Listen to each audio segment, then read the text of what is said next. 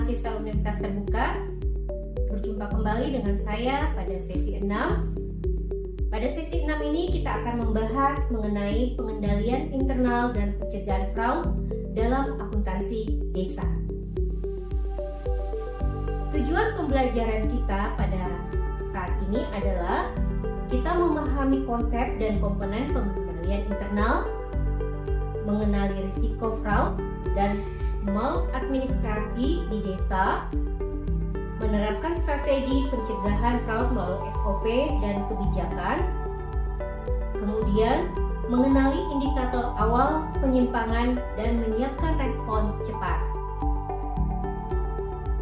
Bapak Ibu mahasiswa,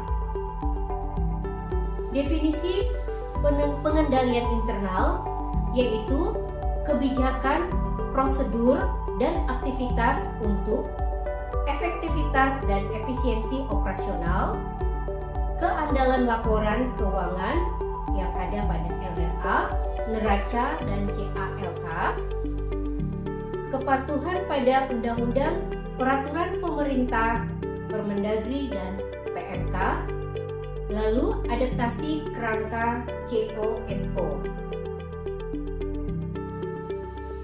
Kita akan melihat komponen pengendalian internal atau COSO.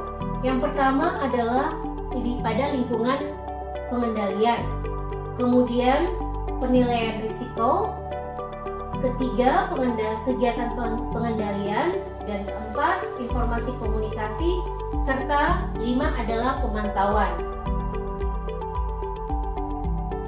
Pada lingkungan pengendalian, hal yang penting adalah integritas dan nilai etika aparat desa, komitmen kepala desa, dan BPD pada tata kelola. Contoh, kita bisa melihat pada tanda tangan SPJ. Hanya sah bila bukti fisik lengkap. Contoh lain lagi, kita bisa melihat pada tanda tangan SPJ. Hanya sah bila bukti fisik lengkap. Pada penilaian risiko, hal yang kita lihat adalah pertama, identifikasi risiko fraud terlebih dahulu, yaitu di mana pemalsuan SPJ, manipulasi LRA, lalu kemudian identifikasi risiko kepatuhan. Hal ini menyangkut APBD desa tidak sesuai dengan regulasi. Dan yang terakhir yang kita lakukan yaitu kegiatan penilaian risiko dilakukan secara berkala, misalnya saat refocusing anggaran.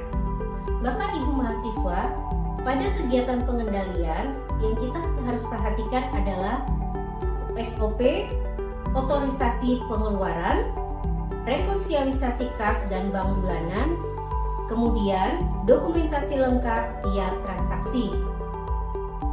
Nah, jika terjadi fraud pada laporan keuangan di desa, maka informasi yang kita peroleh pada saluran pelaporan, whistleblowing, kontak aduan, WA anonim, kemudian melalui komunikasi publikasi APB desa, LRA, LPJ triwulan di papan dan website desa.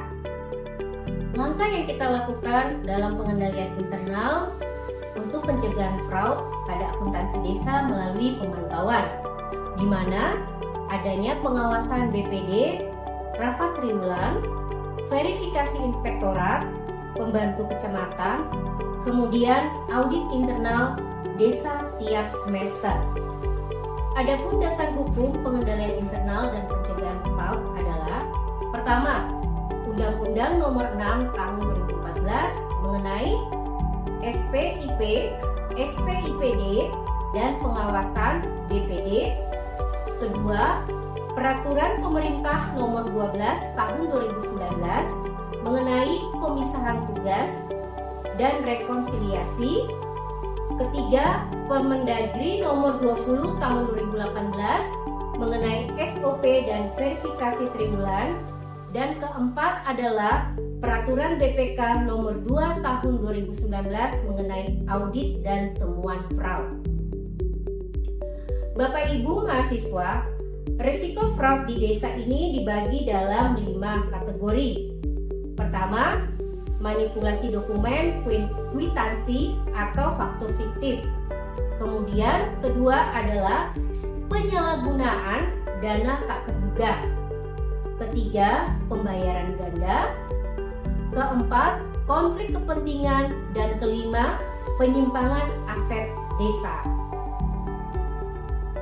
Sistem pengawasan keuangan desa yaitu pemisahan tugas, Kades, Sekdes, Bendahara, BPD, kemudian prinsip dua mata atau dual control, lalu rekonsiliasi kas harian dan bulanan, dan kemudian laporan berkala bulanan, triwulan, dan tahunan. Yang dimaksud dengan audit dan whistleblowing di sini adalah audit internal desa dan inspektorat. Kemudian ada lagi audit BPK yaitu kepatuhan dan kinerja. Lalu whistleblowing di mana adanya kontak aduan atau WA atau email dan BPD. Bapak Ibu mahasiswa, cara pencegahan fraud yaitu dengan dilakukan SOP pengadaan, pembayaran, dan rekonsiliasi. Kemudian adanya rotasi tugas dan dual control. Kemudian teknologi SysQDes, audit trail, foto bukti digital. Nah, studi kasus kita Bapak Ibu mahasiswa, kita dapat melihat pada studi kasus Desa Hijau Lestari, di mana kasusnya kwitansi fiktif ATK berjumlah sebesar 10 juta. Kemudian tindak lanjutnya adalah restitusi dana, klarifikasi, lalu perbaikan yaitu SOP ketat, foto digital, BPD aktif, dan hasilnya melalui audit BPK diberi opini wajar tanpa pengecualian atau WTP. Nah, dari materi sesi 6 ini kita rangkumkan ada 4 bahwa komponen pengendalian internal desa, prosedur pengawasan dan audit, strategi pencegahan fraud, dan kasus Desa Hijau Lestari sebagai bukti efektivitas pengendalian. Bapak Ibu mahasiswa, ada tugas yang akan diberikan, yaitu Bapak Ibu mahasiswa diharapkan dapat 1. Identifikasi risiko fraud di desa Anda. Kemudian 2. Susun SOP penggandaan sederhana. Ketiga, buat format rekonsiliasi kas dan bank. 4. Simulasi kasus fraud mini. 5. Diskusi kelompok desa dengan kontrol lemah vs kuat. Bapak Ibu mahasiswa, kesimpulannya, fraud di desa bisa dicegah dengan sistem pengendalian internal yang kuat. Keterlibatan BPD, inspektorat, dan masyarakat menjadi kunci untuk menutup celah terjadinya kecurangan. Ingatlah, semakin baik pengendalian internal, semakin tinggi pula kepercayaan publik pada aparatur desa. Akhir kata, selamat belajar, tetap semangat. Terima kasih.